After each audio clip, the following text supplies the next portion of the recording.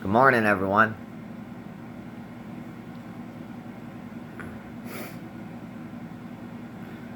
So a lot of people out there claim they know Jesus, they know history's been altered, um, they know things are not what they seem. A lot of people know that there is at least a God out there. A lot of people know that there's good and evil. A lot of people know that mankind has done evil things to each other throughout history. Um, no one culture has been abused any more than any other throughout history. Everybody's been through it as far as their ancestry goes. And that's what makes this different, okay? With everybody having that knowledge that history has been altered and changed for everyone.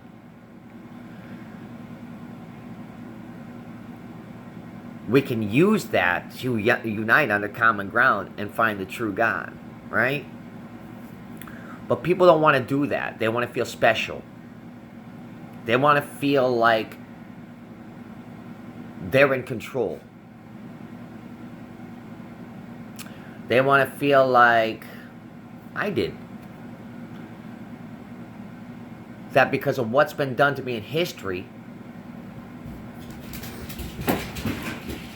everyone's going to pay. But the more you sit down and think about that from a logical perspective, you say to yourself,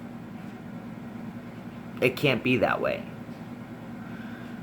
Because it's not the student that has learned wrong. It's the teacher that taught wrong. When we can look at it from that perspective and understand that everybody is a student, then we know why Jesus comes back. It's to be the teacher, to guide the students who have been mistaught to the truth, the lost sheep. Now, if the students refuse to listen because they have been taught wrong, then they become the teacher.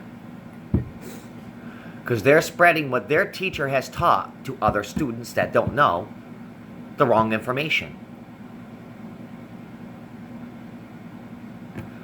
So there's got to be a reason that you want someone punished. You can't say, I want all whites punished because of what their ancestors did, even though these guys didn't do it.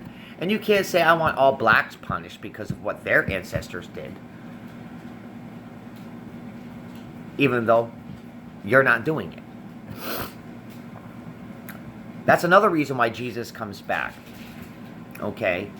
Jesus comes back to judge because you are not your ancestors. You are you. You are your own person. You are your own individual. But when we teach wrong, that goes back to our third and fourth generations, which from what I'm understanding is typically how long it takes to correct misinformation if it's not corrected before someone passes. So, for instance, an example, say your father teaches you that God is Zeus. You teach your child that God is Zeus. But your child finds out that God is not Zeus. And so then the third generation begins to teach the fourth generation that God is not Zeus. Okay? Do you see how that goes? But if that person doesn't learn that God is not Zeus, then they teach their fourth generation. And it keeps going. It takes one generation to stop the cycle. The generation after that carries the cycle until it's changed again. One more thing that I really want to point out to people is you can't claim, you can deny all you want. You can deny all you want. But you cannot say something is not if you cannot prove it. Just as you can't say something is if you cannot prove it.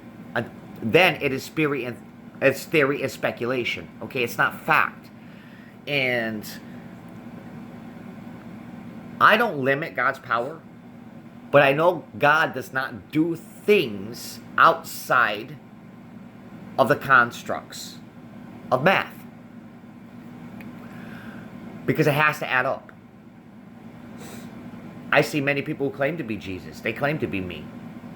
And they say they have memories of a past life. That's a lie. No man can have any memories of the past or the future that incarnates, because they can make decisions that can alter the course of the future. Okay? Because if we can come back, incarnate from 2,000 years ago to now, then I'm sure we've been in the future somewhere and we've seen. And that would make sense on why God wrote the Bible. Why the Bible, not God. God didn't write the Bible, sorry, man did. But that would make sense on why so many scriptures were wrote. That's why so many things were wrote about mankind being doomed. Because mankind is easily influenced by biased opinions, by not what's truly in their heart. It's what they think is in their heart. Just like when people claim they believe in Jesus and they believe in his name, but then Jesus comes back, says it, and they deny it. You can't do that, because then what you speak is not in your heart. That's kind of the point. And like I've talked about before, and coming back as a thief. You know, a lot of people have made God out to be this mean, vengeful dictator. That's the devil. God is not a mean, vengeful dictator, but he is one that punishes. Just like I've said before, where we punish our children when they mess up, when they make mistakes, we punish them. Do we like it? No, it hurts our feelings. It hurts us. I don't like punishing my son. It sucks. He likes his toys, his games, his remote control trucks, his Power Wheels. He likes that stuff.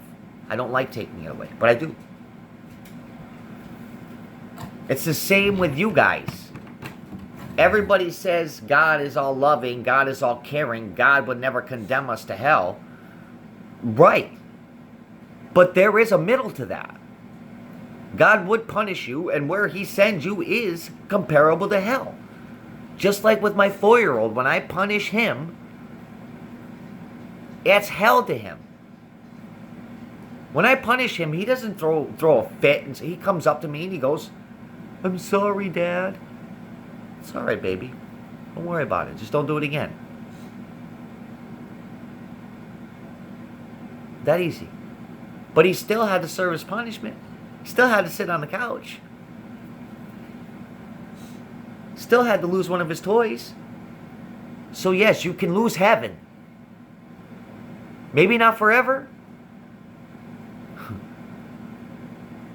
But when eternity exists,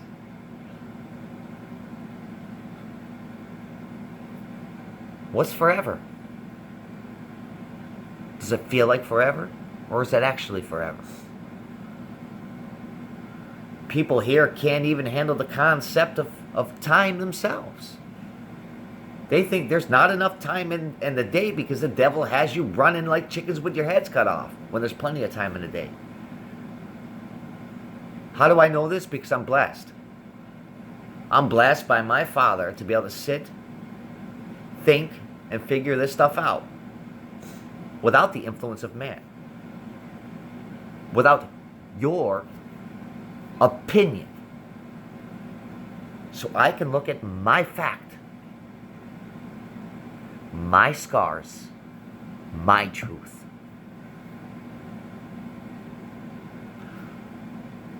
What you speak of is your truth. Now here's the problem with that. Your truth is always speculative and opinionated, unless you're getting it from where? The horse's mouth. Jesus' word was everything. Not his miracles.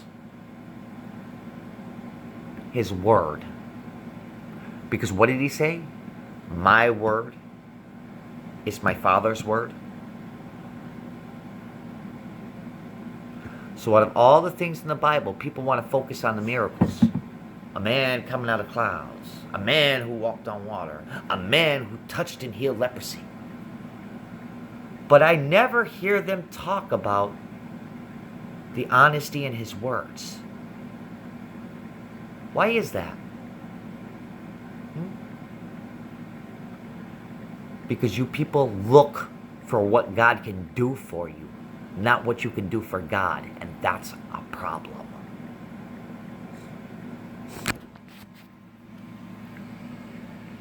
With that being said, namaste, amen, and have a blessed day.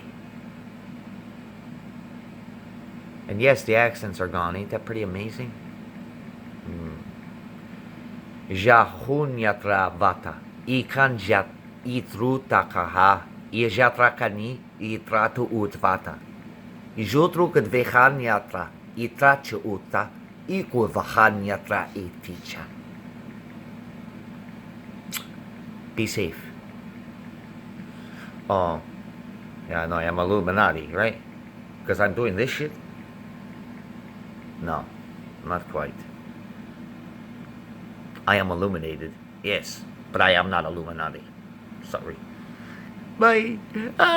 You like the accent, yes? It's just like that. It's good. Anyway, be safe. Blessings are blessings. You can call it crazy. I know the truth. That's good. That's fun. You're rich.